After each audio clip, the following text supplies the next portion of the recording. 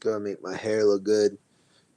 Sorry, guys, you're getting a lazy review straight from my bed. I just watched Damien Leone's Terrifier 3, and I thought it'd be fun to do a quick review.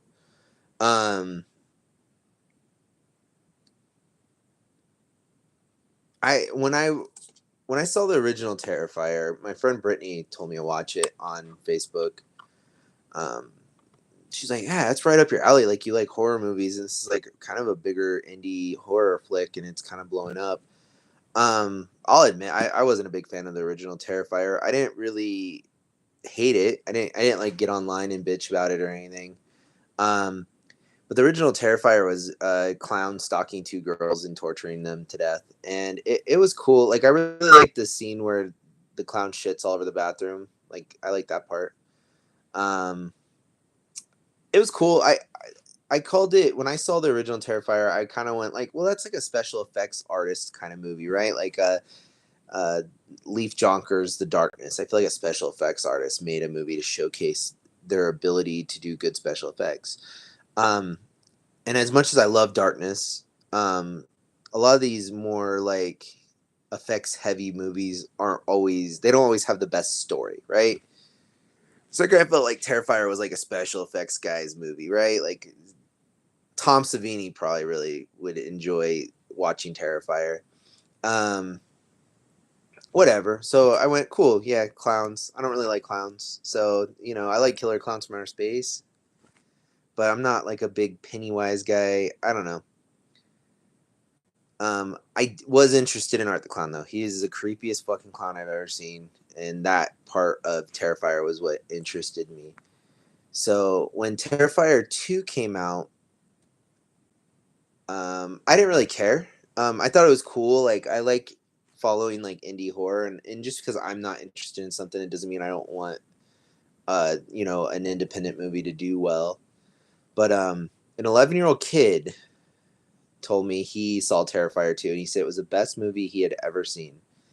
And I was kind of like, your mom let you watch that? And he was like, well, I just saw it and I think you would like it. So an 11-year-old kid recommended Terrifier 2 to me. So I went to the store and bought it on a whim and got it on DVD, and I came home and watched it. My wife had no interest in this I don't know, graphic film. So I watched Terrifier 2 by myself, and I really enjoyed it. It was it did everything that Terrifier 1 did, but it had a interesting story. The characters were more interesting. I feel like,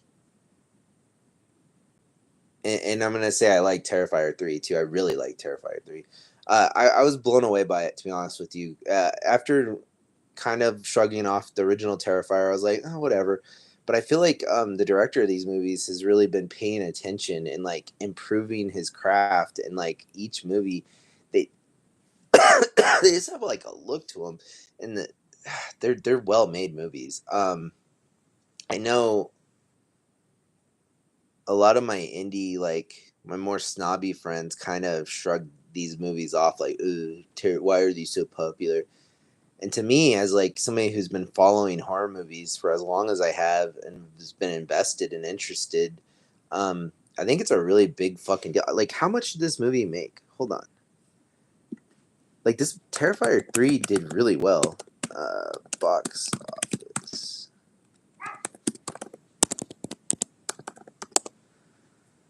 Um, $53 million. Internationally, it made 35 million. So it made almost $90 million. So, and when you watch it, it's an independent film like this. I know there's like people helping him, get this third movie had, Tom Savini's in it, and I think I saw Clint Howard in there, and like, but it's still like it has that essence to it. He hasn't like he's doing what he was set out to do. I mean, he's created Damien. I hope I'm saying his name, Leone, right? Or is it? Yeah, it's Leone. Might be Leon's. I don't know. I guess I'll have to look it up. It doesn't matter. The director of Terrifier 3 is fucking. He made a successful independent horror movie that got huge numbers in the theaters.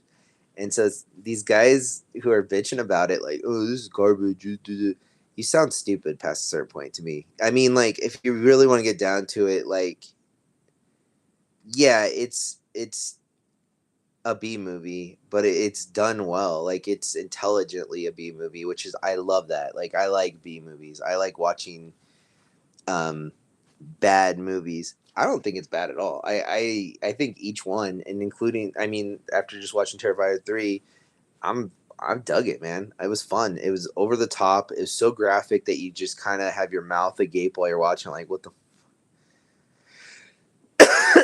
Sorry, I'm a little sick. I wouldn't.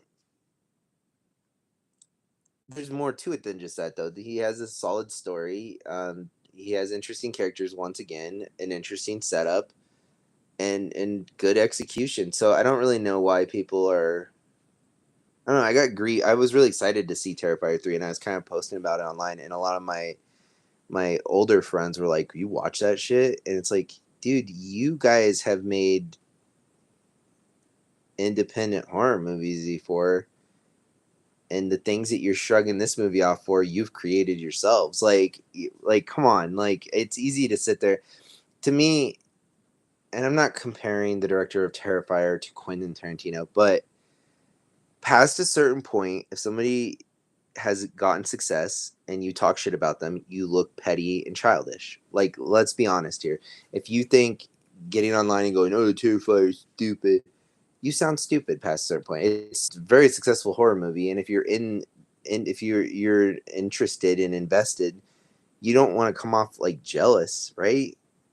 And you can say it's lowbrow, but it isn't really. It's well crafted movie. Like, it's a good horror flick. So, um, I really enjoyed it, and I'm glad I'm part of the group of people who are appreciating what they've done. And I'm excited for there to be a Terrifier 4. Honestly, he set up a slasher franchise that I can get behind. Um, I have always said I love the original Nightmare on Elm Street. The sequels are whatever, but I love the original Nightmare on Elm Street and Friday the 13th. The original Nightmare on Elm Street is one of my all-time favorite slashers, but Friday the 13th is my favorite series because it just goes and goes and goes, and they build and they add silly things and they just keep going. Those movies aren't like, I'm not watching Schindler's List when I watch them. So I'm enjoying it. I'm enjoying the experience. And if you're into like special effects and stuff, you can really get into like, how the fuck, how did he freeze a rat and then break it? Or I don't want to give anything away from the movie. There's so many things that were like, what the fuck? And I think that's kind of why they're fun. Like, this thing is, it's a demon clown and it's gonna kill everyone. Like, that's fun. Um, I don't know what else to say. I can't believe that there's people who are like, yeah, Friday the 13th, fucking Art the Clown. I'm not accepting that. It's like, there's a new slasher that's actually pretty decent and fun, and people are like watching it. So there's actually like production value to this thing, and you're like, oh, I'm too good for that. I can't watch that. But then you're gonna go and talk about like how great of a movie Night of the Creeps is, or I don't know what other like B movies are just kind of paying homage and they're well made. I don't know. Anyways, I'm really happy with this movie, and I suggest you go check it out. And I watched it just in time for Christmas. It's very festive. The rumor is they're gonna do Terrifier in space at some point, which would be great. I'm assuming the next one they're gonna take it to hell, probably, right? Ter- Art the Clown goes to hell. Um, I think they should do an Art the Clown versus somebody. I don't know who. Art the Clown versus Leslie Vernon. Was that his name? Leslie Vernon, the Behind the Mask.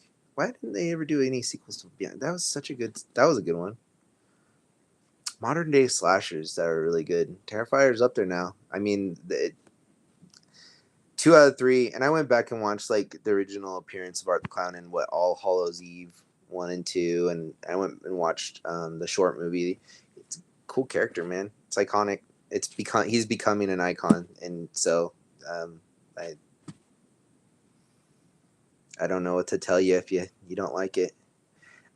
When I came out and started talking about Terrifier 2, I kind of was like, well, I guess it's a guilty pleasure, but why?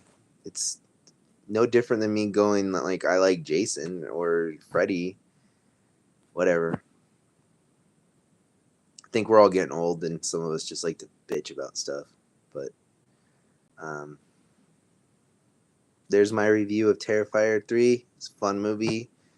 I'm looking forward to more of those, and I hope they can make them just as fast as this. It only took 2 years to get this. I think I saw the second Terrifier 2022, right? I think it came out 2021, and I saw no. I think I watched it at the very end of 2022. That sounds right. Uh,